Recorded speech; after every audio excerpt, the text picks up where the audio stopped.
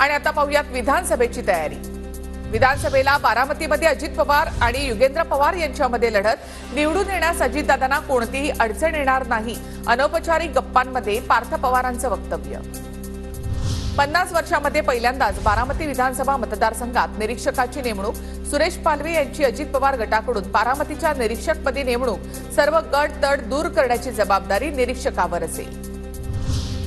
नागपुरातील 5 जागा पवार गट मागणार। पवार गटाच्या नागपूर जिल्हा बैठकीमध्ये दावा, तर काँग्रेसचाही 6 जागांवर दावा। काँग्रेससमोर न झुकण्याचा पवार गटातील पदाधिकाऱ्यांचा मानस।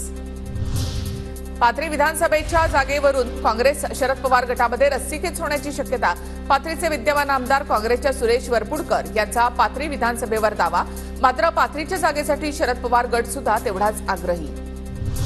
आमदार बबन शिंदेंच्या घरामध्ये राजकीय संघर्ष। बबन शिंदेंचे बंधू रमेश शिंदेंनी घेतली शरद पवारांची भेट। बबन शिंदे अजित पवार गटाचे माढ्याचे आमदार। विधानसभा निवडणुकीमध्ये आरएसएस भाजप महायुतीसाठी मैदानामध्ये उतरणार।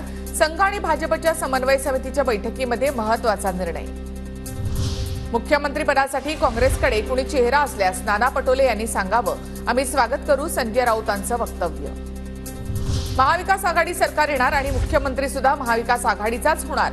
ज्यावेळी तीनही पक्ष एकत्र बसतील तेव्हा निर्णय होतो। बाळासाहेब थोरातांचं मुख्यमंत्रीपदाच्या चेहऱ्यासंदर्भात राऊतांना प्रत्युत्तर।